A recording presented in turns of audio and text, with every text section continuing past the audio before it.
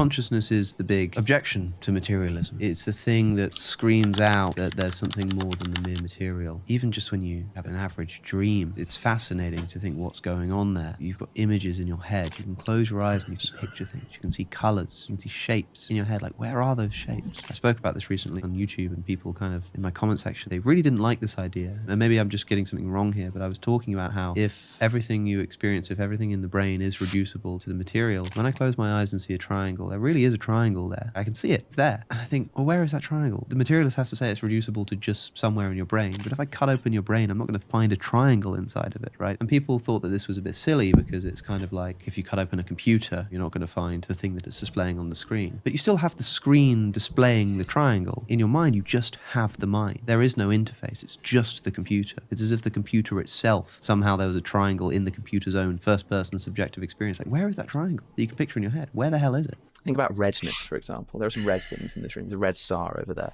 Yeah. That redness exists in that, like, this experience of red that you're having is that you know what red looks like. It's a thing. It's there. You can perceive it. But when I say redness, I'm not talking about the electromagnetic wave that causes the experience of redness. I'm talking about the experience of redness. Subjective experience. You can close your eyes and picture redness, right? Yes. You can picture it in your head. Yeah. That's not caused by any electromagnetic wave, whatever. That's just in here. But you can still see that redness. You know what it looks like. It's there in your head, right? The problem is that if redness is in your head, which it is at least in the circumstance when you close your eyes and picture it, but also I would say when wavelengths hit your eye and your brain just transforms it into the red experience, it definitely exists. You can see it. But if it's just in your brain, where the hell is it? When we prove that reality is more than matter, we show that there's something, of course, beyond the material world. And what does that bring you to? What is that something, right? It's the non-material. It's the metaphysical world that the Platonists, the Neoplatonists, the Christians in the Middle Ages, St. Maximus the Confessor, St. Gregory of Nyssa, Origen, so on and so forth. It's that realm that they spoke of. The heavenly. It is the intelligible world. I can cut open your brain with a knife. I will never find redness in your brain. I'll find the neurons and the electromagnetic or the sort of atomic collisions and the brain activity associated with the experience of redness, but I won't find redness in your brain. Doesn't matter where I look, doesn't matter how much I cut, doesn't matter how many things I peel back. I'm never going to find redness in your brain. But close your eyes and there it is. So where is it? Where is the redness? Where does it exist? Where's the mind? That is a bemusing mystery, I think, if you spend enough time really thinking about it. Because people want to say, but red is just, your brain's reaction to electromagnetic waves. Like, fine, but that you've just described what causes it, what makes it up. But the actual product, the redness that you see when you close your eyes, where the hell is that? Where is it? And if you say it's in your brain, why can't I cut open your brain and find it? And so this is a great mystery in the other direction for people who say, no, consciousness is just... it's just the brain, it's just physical matter. Well, then where is redness? Yeah. It's not in the object over there. It's not in my brain because I can't cut it open and find it. So it must be, well, perhaps immaterial. And so, okay, in other words, I'm a bit of an agnostic about what the brain is, what consciousness is. Where is the redness? It's not in the brain. It's not in the material world, but it exists. It's real. So there must be something more beyond just the material, beyond the physical. Of course, that's called the heavenly, the intelligible. We get called a number of things. But if you're looking to prove materialism wrong, right, to rid yourself of it forever, these thought experience package, I think, the most powerful truths that will set you free. So let's get into the argument against materialism that Alex O'Connor simply and brilliantly unpacks for us. And then I'm going to expand on it a bit further and relay basically the same truth to you, but from a different perspective, from another angle, right? Keeping in mind, well, imagine that you've never seen an elephant. If you see just the backside of the creature, what do you see? You see the tail and the backside.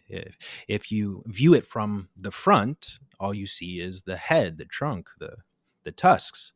And if you see it from beneath, you see the belly, right? But if you've seen it from every angle, you'll see the elephant fully, and you'll be able to understand it and communicate it that much better, what it is, right? And so, of course, the same is true of any argument. In this case, the argument against materialism, physicalism. If I cut your head open, I will not find the redness or the triangle. Here's another argument getting at the same truth, but from a different angle. Let's get to the marrow of what Alex O'Connor has been pointing us at using another classic thought experiment. This is my personal favorite. I think it's the best argument against materialism, against physicalism. And I'll give it to you in the story form, right, from one angle. And then I'll give you the thought experiment that's another angle, so to speak. And then I'll give you the step-by-step breakdown. So it really settles in, so you can really digest it completely. The blind scientist, aka Mary, the color scientist. This is going to be a variation of that particular argument or thought experiment. So there once was a beautiful woman named Alara. She was born blind, but she was brilliant. Right? From an early age, she became fascinated by vision. She asked every question. She read every book in Braille, and eventually became the world's leading expert in the science of sight. She knew everything about vision. Scientifically, she knew how light bounces off objects, how the retina turns it into signals, how the brain interprets shapes and depth and color. Professors came from all over the world to learn from her about vision, sight. But she had never seen anything, of course, right? Not a shadow, not a flicker of light, nothing. Then one day, through a breakthrough in medicine, Alara underwent surgery, and it worked. She opened her eyes, and she saw, for the first time, she saw everything. She saw sky, blue, endless. She saw the clouds. She saw faces, smiles, tears. She saw color. She saw light. And in that moment, she realized that there was another component that she had been missing this entire time. She knew everything that the world of science had to offer about vision and sight. She knew and she understood. But that one component, that puzzle piece of knowledge, was missing. And that's the experience of sight, the subjective experience. She hadn't just gained a new fact. She had entered an entirely new world. This is how foundational this subjective experience is. That type of knowledge, it's the world of qualia, right? Of what things feel like from the inside. So no matter how much science you know, there are things you can only know by being conscious, right? By experiencing them from within through qualia. That's why consciousness, love, beauty, and truth, for example, can't be reduced to chemicals or data, right? They're not something that you can measure. There's something you must live. There's something you must intuit through consciousness. This gets to the meat and potatoes of it, right? If you claim that the world of matter is all that there is, but through this thought experiment, you can clearly see that there's a foundational, a cornerstone puzzle piece of knowledge that's missing from the equation of this world of matter. Then materialism cannot be. The world of matter cannot be all that there is, because that puzzle piece of knowledge, that subjective experience, cannot be explained by science, and you cannot understand it. You can't grasp it or communicate it through just the material world.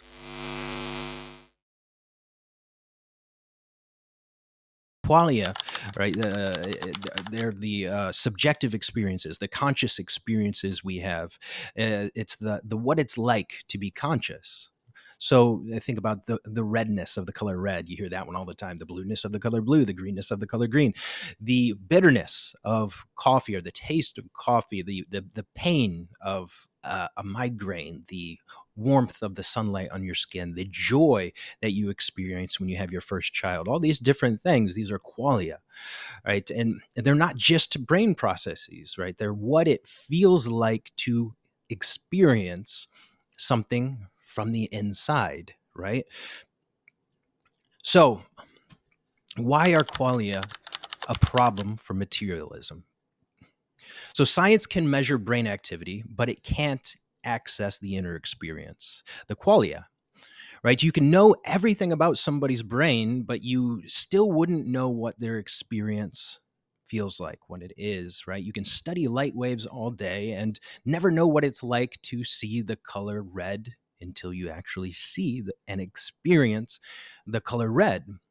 And that's why qualia show that there's more to reality than just physical processes, right? This, of course, is a big problem for materialists because they claim that reality is nothing more than physical, material processes. So here's why it matters. Qualia are real, right? We all experience them. We all know that they are real. They're personal. No one else can feel your qualia. They're immaterial. You can't touch them. You can't weigh them. They belong to the non-material world, the metaphysical.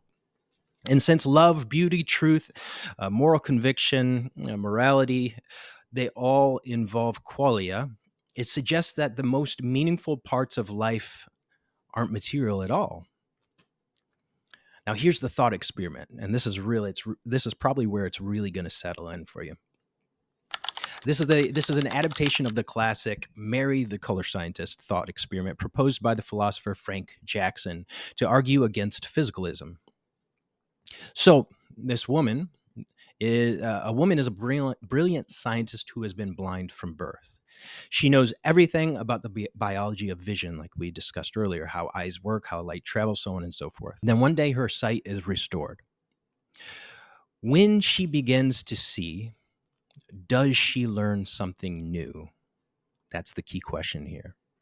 And the answer, of course, is yes. It's a resounding yes by any and every honest scientist, philosopher, intellectual that you can talk to. You'll see, like, this is the problem that materials faced, and it's no small problem. It's a massive problem, right? Because qualia are absolutely foundational. So yes, the answer is yes. She now knows what it's like to see. And that discovery of what it's like is something that she could never get from all of the physical facts alone, right? All of that science, it was useless for her in that particular area. So this means that there's more to knowing than just physical or scientific facts. There's subjective experience, consciousness, and qualia, right? The things only accessible from inside, not inside the brain precisely, inside the mind, which of course the brain is intimately connected with, but in a very mysterious way. People don't understand. Scientists aren't able to explain how consciousness can emerge from non-conscious, unconscious neurons, from neurons. It just doesn't make any sense. There's that gap is wide, and it's never been, no one's ever been able to bridge that gap, scientifically speaking. So the key is, if someone knows all the physical facts, but still lacks something, then that something must not be physical. Okay, here's the step-by-step breakdown. Physicalism, materialism says everything that exists is physical, and everything can be explained by physical facts like brain activity, chemistry, physics, etc. That means if you know all the physical facts, then you know everything there is to know. But in this thought experiment, we see that Mary, the blind scientist, she knows all the physical facts about vision. She knows how light hits the retina, what parts of the brain light up, so on and so forth. And yet she doesn't know what it's like to see. And that's the cornerstone piece of knowledge that's missing here. And it's absolutely essential, it's foundational.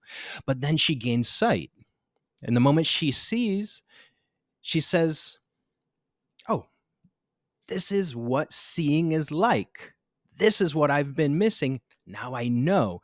She's grasped that puzzle piece of knowledge, that foundational puzzle piece of knowledge, which is what? Subjective experience, the qualia of sight. It's more than just brain data. It's more than just material. It's more than just scientific facts and observations, of course. So here's the conclusion. If she learns something new, even after knowing all of the physical facts that are to be known, then that something is not physical, right? That something is consciousness, the conscious experience itself. So physical facts are not all that there is to know.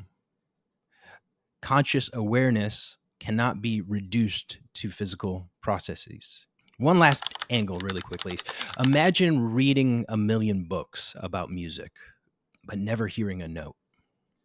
Then you hear an orchestra playing for the first time, this beautiful composition. Will you learn something new? Of course you'll learn something new, but it's not a fact. It's not grounded in the world of matter.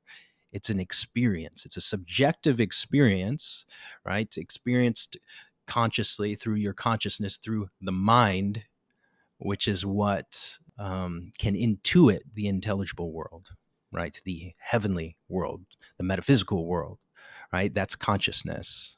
It's real, but it's not physical. And that is, in my opinion, the best proof, or at least one of the best proofs against materialism. And it's been one of the best things for me to realize that materialism cannot be true. It just absolutely can't be. The proof is right there in front of me. It's one of those things where I read the argument and I had to digest it and read it over again. And then I got it and I realized, oh, I literally can't believe in materialism because it would make no sense. The proof is right there in front of me. Whether I like it or not, I'm stuck believing that there's a material world and a non-material world. And I do like it, by the way, but yeah. So yeah, that's all I have for you for today. I hope you enjoyed this video. If you did, please give it a like and subscribe, share it with your family and with your friends. And thank you very much for your support. I appreciate it. And I will see you in the next one.